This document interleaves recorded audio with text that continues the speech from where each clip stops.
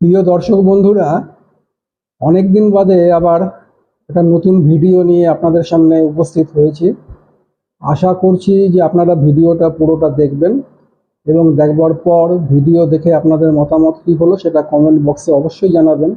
আপনাদের মতামত পেলে আমার পরবর্তী ভিডিওগুলোর গুণগত মান নিয়ে সেটা অনেক পরীক্ষা নিরীক্ষা করে আরও ভালো করার চেষ্টা করা যেতে পারে। তো চলুন আপনারা ভিডিওটা দেখুন। সাইড লাইনের ধারে বসে খেলা দেখতে বেশ ভালোই লাগছে। খেলাটা কিন্তু হেভি জমে গেছে। আর জমবে নাই বা কেন? আপনারা খেলা দেখছেন তো,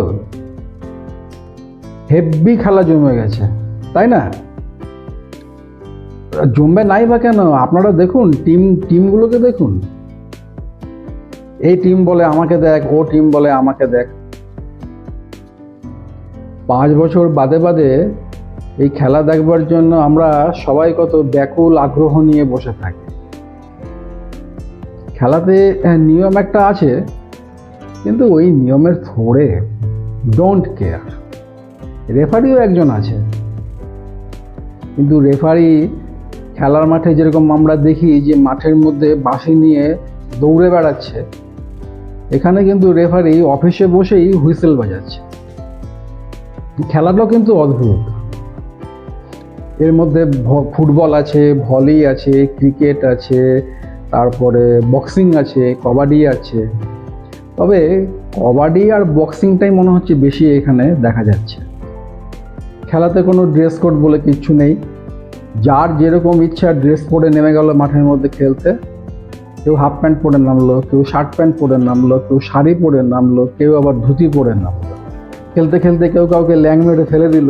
যে পড়ে গেল সে আবার ধুতি কোচা সামলে তুলে উঠে দাঁড়ালো, যে সামনের যে ধুতি পরে আছে তার ধুতির কাঁচা খুলে টেনে খুলে দেওয়ার জন্য। কেউ আবার কারোর বাপ মা 14 পুরুষ তুলে একটু ঝেড়ে দিল, ময়লা জমে গেছিল তো একটু ঝেড়ে পরিষ্কার করে দিল।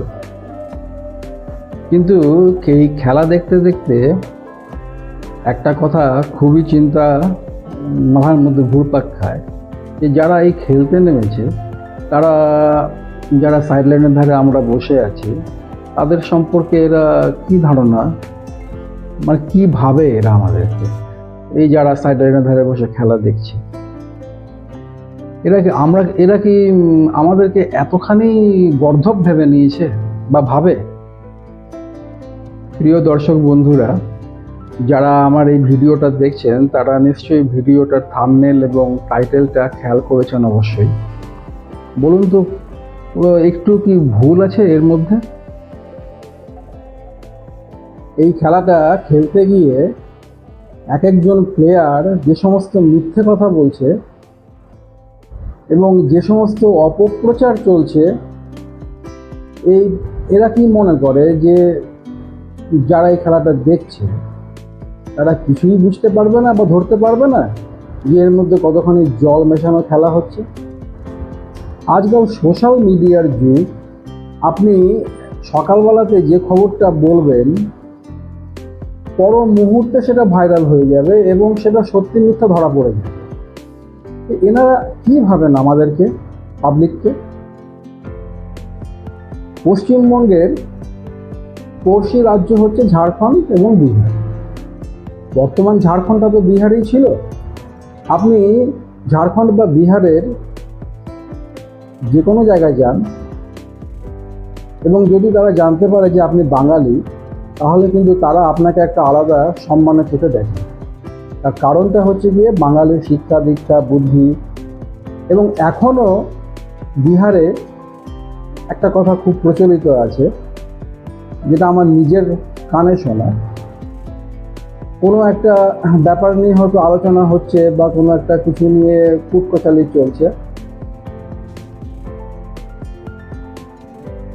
যদি জানতে পারলো যে আমি বাঙালি বা হয়তো জানে আমি বাঙালি, তখন বলবে এ बंगाली बुद्धि मत लगाओ। अलन का है नहीं, बंगाल का आदमी लोग का बुद्धि ज़्यादा तेज होता है ना, इसीलिए। বাঙালির সব থেকে যেটা গর্বের বিষয় সেটা হচ্ছে তার সাংস্কৃতিক বুদ্ধি এবং তার শিক্ষা দীক্ষা। কিন্তু আজকে কেউ কি বুকে হাত দিয়ে বলতে পারবে যে আজ থেকে 30 বছর আগে যে বাঙালি যে জায়গায় ছিল, আজকে বাঙালি সেই একই জায়গায় দাঁড়িয়ে আছে?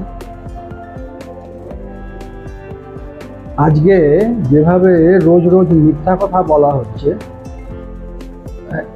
একবার নয়, দুবার নয়, বারবার বিভিন্ন মাধ্যমে যে মিথ্যা কথাগুলো বলা হচ্ছে, বিভিন্ন অপপ্রচার চলছে, যারা করছে তারা ভাবছেন যে পাবলিক বোধহয় এই কথাগুলোকে বিশ্বাস করে না। কিন্তু একটা কথা যে পাবলিক সব জানতে, পাবলিক খালি অপেক্ষা করে আছে যে ঠিক সময় ঠিক জবাবটা মুখের উপরে দেবার জন্য। সুতরাং একটু ধৈর্য ধরা যাক। দর্শক বন্ধুরা, যদি এই ভিডিও আপনাদের ভালো লাগে তাহলে চ্যানেলটাকে অবশ্যই সাবস্ক্রাইব করবেন। সাবস্ক্রাইব করে এর যে বেল বাটন আছে সেটাকে প্রেস করে দেবেন। প্রেস করলে কি হবে, এই চ্যানেলের ভিডিও যখনই আপলোড হবে তখনই সবার আগে আপনাদের কাছে ভিডিওর ব্যাপারে নোটিফিকেশন চলে যাবে। আজকে এই পর্যন্ত। আপনারা সবাই ভালো থাকুন, সুস্থ থাকুন। ধন্যবাদ।